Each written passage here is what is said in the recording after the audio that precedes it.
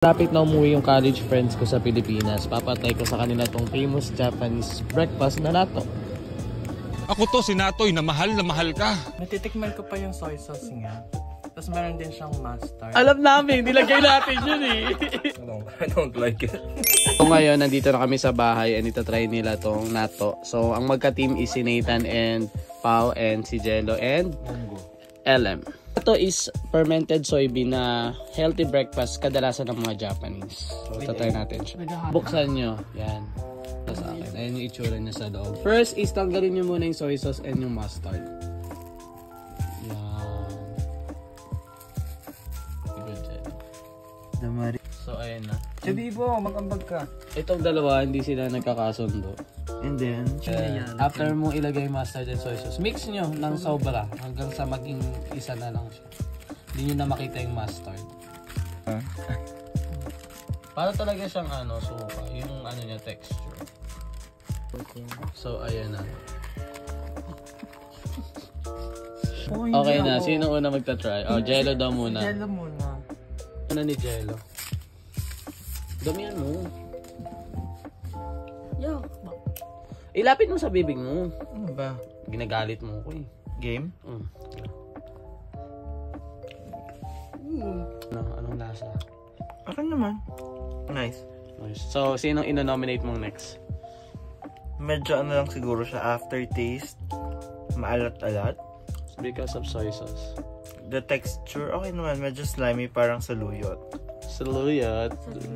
Nominate kasi yung main character, syempre. Paolo. Yeah. Masarap siya sa ibabaw ng mainit na kanin.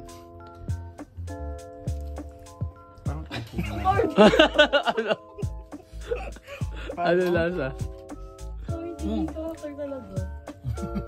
Tapos mamaya susukal.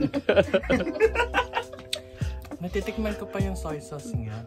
Tapos meron din siyang mustard. Alam namin, nilagay natin yun eh. Alam yung mismong lasa nung kinakain mo. Kahit hindi sabihin mong di masarap, okay lang. Malinamnam naman siya. Hindi siya yung masarap, tapos hindi siya yung hindi masarap. Pero kakainin mo siya ulit. Isipaw sa Okay. Yeah. Namiss ko na magkaroon ng Sinong next, Pao? Sa LM. Okay lang, makakatikim naman lahat eh. Oo. So, si LM naman. Hindi ako marunong. Ubusin nyo yun, no? Basta may rice. Oh, ano?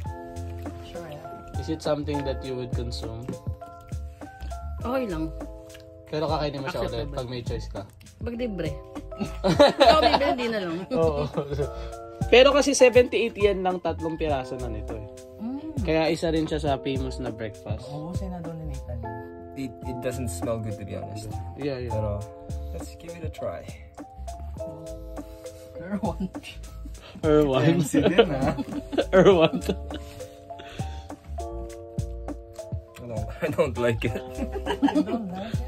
Isa pa. Isa pa. I'm usually fond of beans, but this one I don't Soybean I don't yun. like.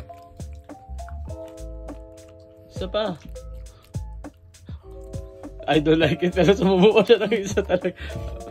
So, di mo siya kakainin. No, I wouldn't recommend it. Pero ako rin nung una kasi hindi ko siya gusto, pero it grows on you yun. Tapos, kapag kinain mo na siya ng kinain, masasanay ka na lang. Parang ampalaya at first. Pero kung may choice ako, di ko rin ito kakainin. No. To be honest. It's good. Masarap siya kapag, pinrito with egg. Ganun yung ginagawa ko para.